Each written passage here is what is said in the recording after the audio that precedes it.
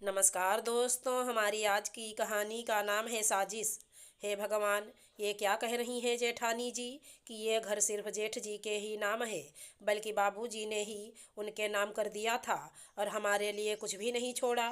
माही के तो जेठानी जी के मुंह से ये बात सुनकर होश ही उड़ गए। उसको एकदम से ऐसा लगा कि जैसे उसके पैरों तले से जमीन ही खिसक गई। एकदम से उसकी आंखों के आगे अंधेरा सा छाने लगा। उसको लगा कि अगर उसने खुद को संभाला नहीं तो वो पक्का गिर जाएगी, क्योंकि बात ही जेठानी जी ने कुछ ऐसी ही कह दी थी। उसने तो इतने बड़े घर को लेकर ना जाने कितने ख्वाब देख डाले थे। वो इस घर का अपना आधा हिस्सा बेचकर एक छोटा सा घर खरीद लेगी और बाकी बचे पैसों से अपनी दोनों बेटियों की पढ़ाई लिखाई करवाकर उनको अपने पैरों पर खड़ा करवाएगी। रोजी रोटी तो वो किसी भी तरह घसीट कर अपने बलबूते पर चला ही लेती है, लेकिन आज तो जेठानी की बातों ने सब कुछ जैसे समाप्त ही कर दिया हो। अभी थोड़ी ही देर पहले की बात है। वो अभी दोपहर का खाना निपटाकर अपने कमरे की ओर जा ही रही थी कि अचानक तभी उसको अपनी जेठानी शोभा की आवाज़ सुनाई पड़ी। माही, ऐसा है कि सौरभ की बीमारी के बाद हमने बहुत दिनों तक तुम लोगों को सहारा दिया, लेकिन अब हम लोग ये घर तुड़वाकर फिर से नए तरीके से बनवाना चाहते हैं। बुरा ना मानना, लेकिन हम लोगों ने इतने दिनों तक तुम लोगों पर दया कर दी, लेकिन अब नहीं कर पाएंगे। इसलिए अब तुम लोग अपना ठिकाना ढूंढ ही लो। शोभा ने अपनी बात को समझाते हुए कहा। इस घर में सौरभ का भी तो हिस्सा है, फिर हम लोग ये घर क्यों खाली करें। पता नहीं कहाँ से माही के अंदर इतनी हिम्मत आ गई, वरना तो जब से सौरभ के पैरालिसिस का अटैक हुआ तब से तो वो शोभा की हर बात में हाँ मिलाती नजर आती। शोभा हर बात पर माही को इमोशनल ब्लैकमेल कर रही थी और माही मजबूरी में ही सही सब कुछ सह भी रही थी। माही की बेटियों को भी जब तब अपने बेटों की तुलना में छीटाकशी करती रहती। बेचारी माही हालात की मारी शोभा की बातों को मानती नजर आती। उसके अलावा माही के पास कोई चारा भी तो नहीं था, लेकिन आज तो जेठानी जी ने जैसे धमाका ही कर दिया था और वो चुप ना रह सकी। माही, एक बात बड़े ध्यान से सुन लो। इस भूल में तो बिल्कुल भी ना रहना कि इस घर में सौरभ का भी हिस्सा है। ये घर बाबूजी ने अपनी बीमारी के समय ही अपनी मर्जी से सोमेश के नाम ही लिख दिया था और अब इस घर पर सिर्फ और सिर्फ हम लोगों का ही अधिकार है। इसलिए अपना सामान उठाओ और चलते बनो। थोड़ी देर पहले जो शोभा बड़ी मुलामियत के साथ बोल रही थी, वो अब माही की बात सुनकर तमक उठी। लेकिन जीजी, ऐसे कैसे हो सकता है। कोई भी पिता अपने घर का पूरा हिस्सा दो बेटों के होते हुए भी एक के नाम नहीं कर सकता। फिर बाबूजी को तो पता ही था कि सौरभ शुरू से ही बीमार रहते हैं और उस पर हमारे दो दो बेटियां भी हैं। माही को तो बिल्कुल भी शोभा की बातों का विश्वास नहीं हो रहा था। जब से सौरभ के लकवा मारा तब से वो बिल्कुल भी साफ नहीं बोल पा रहा था। बस इसी बात का फायदा शोभा और सोमेश उठाने की कोशिश कर रहे थे, क्योंकि सौरभ के अंदर उन लोगों का विरोध करने की क्षमता ही नहीं थी।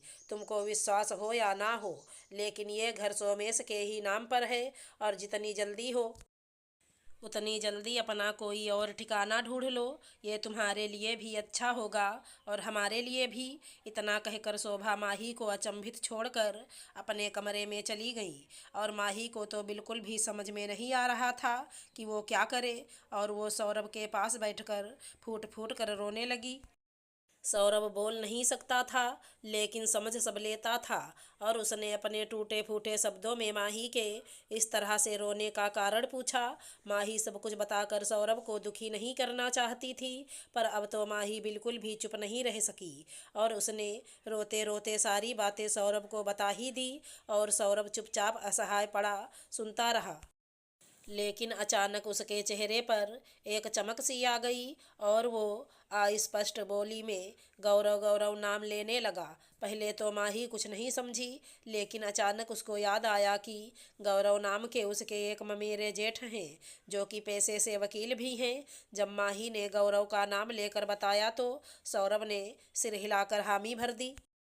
अब तो माही को एक नई आशा की किरण नजर आने लगी और उसने झट से गौरव को फोन मिला दिया। भैया, ऐसी ऐसी बात है, जितनी जल्दी हो सके उतनी जल्दी आप आ जाइए। माही लगभग रो देने वाले अंदाज में बोली। और दूसरे ही दिन गौरव आ गए, क्योंकि सभी को सौरभ की स्थिति की वजह से माही से सहानुभूति थी। उसको अचानक घर पर देख कर तो शोभा और सोमेश तो चौंक ही पड़े, क्योंकि उन लोगों को माही से इस प्रकार की कोई उम्मीद ही नहीं थी। माही, तुमने गौरव भैया को क्यों बुलाया? शोभा माही के ऊपर बिफर ही पड़ी। भाभी, अब बस, अब तक बहुत सह लिया, लेकिन अब नहीं सहूंगी। आपने सोचा कि सौरभ तो असहाय पड़े ही हैं, तो हमारी बात भला कोई क्यों सुनेगा? लेकिन भगवान हर किसी को कोई न कोई रास्ता अवश्य दिखाता है। आपने ये भी सोचा होगा कि हम लोगों का कोई और साथ भी नहीं देगा, लेकिन सौरभ ने गौरव भैया को बुलवाकर बहुत सही किया, और गौरव भैया ने भी यहाँ आकर हम लोगों पर बहुत बड़ा उपकार किया है। माही निडरता पूर्वक बोली। क्योंकि जब कर नहीं तो डर नहीं, लेकिन तुम मेरा बिगाड़ क्या लोगी? शोभा बेशर्मी से बोली। भाभी, ये तो शायद वक्त ही बताएगा। माही तटस्थ होकर बोली। बस आप घर के वो कागजात दिखा दीजिए जिस पर बाबूजी ने ये घर आपके नाम लिखा हो। लेकिन ऐसे कोई कागजात थे ही नहीं, और अब जब घर के सारे कागजात निकाले गए तो शोभा और सोमेश का सफ़ेद झूठ सामने आ गया। गौरव ने पूरी तन्मयता से माही और सौरभ की तरफ से लड़ाई लड़ी और उन दोनों को उनका पूरा पूरा हक दिलवाया। माही ने अपनी योजना के अनुसार उस घर का अपना हिस्सा बेचकर एक छोटा सा नया घर खरीद लिया और बाकी पैसा बेटियों की पढ़ाई में लगा दिया। समय ने करवट बदली। सौरभ भी माही की सेवा और दवाइयों से धीरे धीरे ठीक होने लगे। उनकी दोनों बेटियां पढ़ लिख कर अच्छी जगह नौकरी करने लगीं, और माही ने अच्छी तरह से देखभाल कर उन दोनों की शादी भी समय पर कर दी। ईश्वर की कृपा से दोनों दामाद भी बिल्कुल बेटे समान मिले। वो दोनों ही सौरभ और माही का बहुत ज़्यादा ख्याल रखते।